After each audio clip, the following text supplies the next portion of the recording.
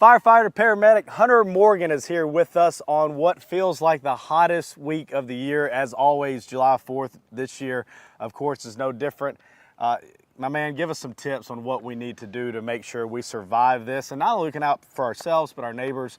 Absolutely. Yeah, this time of year things get real hot, especially being outside. So things to watch out for, we've got heat emergencies. That's heat stroke and heat exhaustion. And so some of the things to watch out for instance, like this, staying out of the sun, find some shady spots.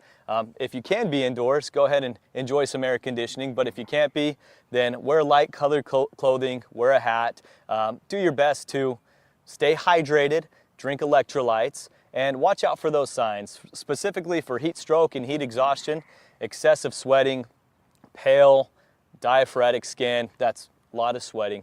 And if you can, recognize true signs of when your body's feeling that heat. For instance, if you are outside for too long and you start spiking a fever, 103 or greater, it's time to call 911. And so if your skin gets hot, dry, and that's the biggest sign is dry skin, the difference between heat exhaustion and heat stroke. The minute that happens, you got to start hydrating, you got to start rapidly cooling, and call the hospital or call 911, call us, we'll come running, we'll get you taken care of. Another big thing is check on your neighbors, check on your friends, try to be a good neighbor like we are here in Mount Juliet. Also, be a good dog owner or pet owner. Make sure if you've got pets outside, get them inside if you can, keep them hydrated. Those are very important things.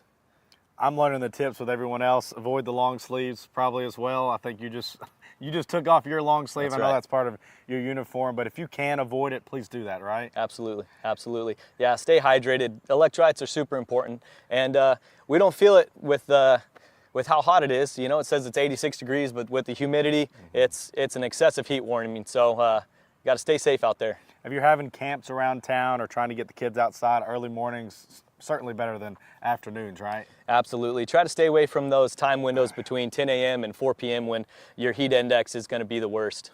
I know you weren't here last year, but a lot of people enjoyed those red cooling towels. Oh, Do we yeah. still have those this year? Absolutely. We've still got those. Yep.